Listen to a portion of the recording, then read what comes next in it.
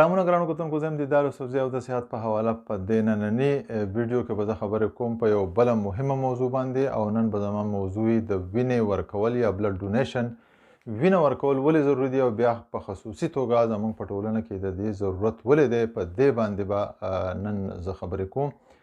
د انسان په توګه که موږ وګورو نو هم زموږ دا فرض جوړیږي چې د بل انسان موږ ژوند بچ کړو یا چې څومره ښېګړه کولی شو د هغه سره وکړو. او بیا د مسلمان په حیث دا هم زموږ عقیده ده چې ومن احیاها فکانما احیا الناس جمیعا، که چا د یو انسان ژوند بچ کو نو داسې ده چې لکه د ټول انسانیت ژوند یې بچ کو. نو وینه ورکول اصل کې هم یوه ښېګړه ده او د ټول انسانیت سره ښېګړه ده چې د هغو ژوند په څه طریقه بچ کړی شي. په خپله ټولنه کې که موږ وګورو نو وینه چې دا په دې حواله باندې لکه ډېر زیاته آګاهي خپرول غواړي. زمونږ په ټولنه کې تقریبا د 1% نه هم کم خلک چې دي نو هغه وینه ډونیټ کوي، او دا دغه که 1 یا 1.5% ته ورسي دا شماران نو تقریبا ضرورت بیا پوره کیږي. خو دا د هغې نه هم کم دی. د هغې وجه دا ده چې زمونږ په ټولنه کې دا آګاهي نشته چې د وینې ورکول ولې ضروري دي او موږ ته څه فایده ده او نورو خلکو ته څه فایده ده. په دې کې د یو ټول نه مهمه خبره چې ده د وینې ضرورت چې پیښیږي نو هغه یو مرض دی، تلسیمیا ورته وایي. په هغې کې په پاکستان کې هر کال تقریبا 15,000 ماشومان چې دي د مرض سره پیدا کیږي، او د یو شمارې مطابق 70,000 کسان چې دي نو هغه په دې مرض کې مبتلا دي، داخل دي، هغو ته د وینې ضرورت دي. تلسیمیا اصل کې د وینې یو بیماري ده. په دې به زه بیا چېرته خبرې وکړم، خو دومره ستاسو د پوهې دپاره خبره کوم چې تلسیمیا یو جینیټیک یا جینیاتي بیماري ده چې هغې کې ماشوم چې نو هغه د وینې د بیمارۍ سره پیدا کیږي. په وینه کې 3 قسمه سیلز دي، لکه RBC، WBC، سپین خلیې چې ورته موږ وایو، سرې، او پلیټلیټس ورته وایو. نو دغه RBC چې کوم دی نو په دې کې یو قسم پروټین چې هغې ته هیموګلوبن وایي، او هغه هیموګلوبن کار دی چې د اکسیجن وړي. نو کله چې د اکسیجن وړي نو دا نارمل د دې لایف سپین یا د دې عمر چې کمی د یو RBC نو هغه تقریبا د 120 ورځو پورې. نو دغه هیموګلوبن چې کله پیدا شوی نو دا ابنارملی یا ټیک نه نو دا سیل زر ماتوي. نو چې سیل زر ماتیږي زر ختمیږي، نو په دې وجه باندې هغه اکسیجن چې څومره پکار وجود ته نو هغه نه رسي، او دا وجود چې دی د انیمیا یا د وینې د کمی ښکار شي، او په دې وجه هغه ته دا مرض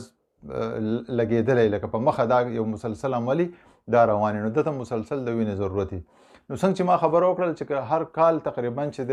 15,000 واړه چې دي هغه د دې تلسیمیا سره د دې مرض سره پیدا کیږي. په پاکستان کې چې د تقریبا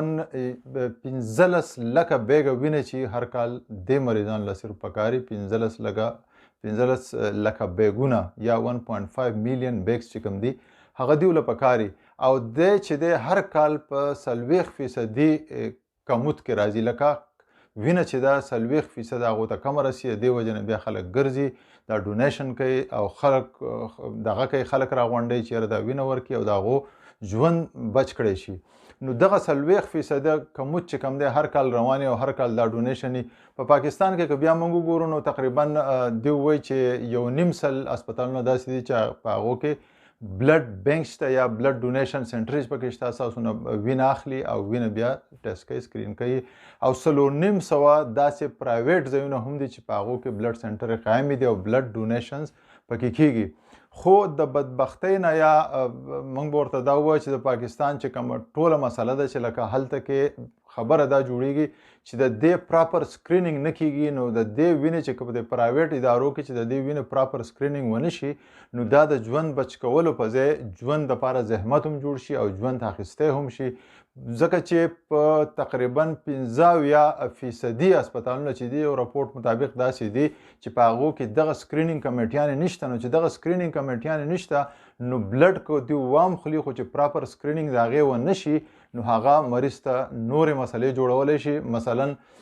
دغه وینه چې ده نو هغه ته هیپاټایټس بي که د دې سکرینینګ ونه شي نو هیپاټایټس بي هغې مریض ته کولی شي یا منتقل کولی شي، هیپاټایټس سی ورته کولی شي، ایچ آی وي ورته کولی شي،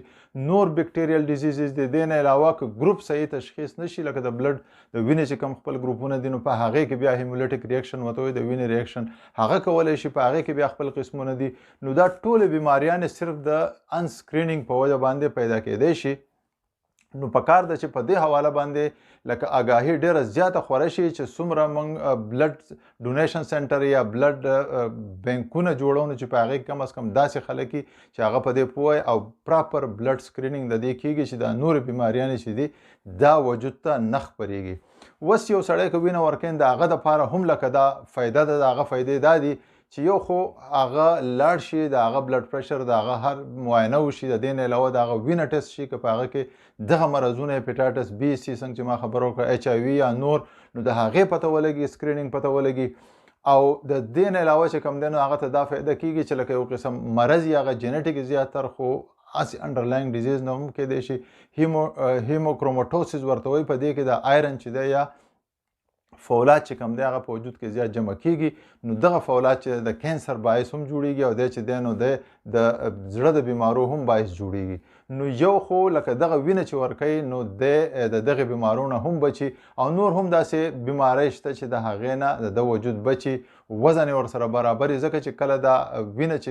دغه ډونیټ کېږي نو نوې وینه جوړیږي او تازه وینه جوړیږي او وجود له هغه نور قوت مدافعت یا نور زور ورکوي. عموما خلک خبره کوي چې لکه وینه موږ څنګه ډونیټ کولی شو او څونه وخت اخلي. نو عموما چې کوم وینه ورکړی کېږي نو په کال کې 3 پیرې یو روغ انسان چې د هغه عمر د 15 او د 15 کالو په منځ کې او وزن یې تقریبا د 50 کېجي نه زیات او دغه بیماریانې ورته نه وي دا کوم چې ما ذکر وکړو نو دی په کال کې 3 پیرې هم وینه ورکولی شي. په میاشت کې په 4 هفتو کې تقریبا دغه آر بي سي چې دي هغه واپس شي ټول او په 2 هفتو کې دغه په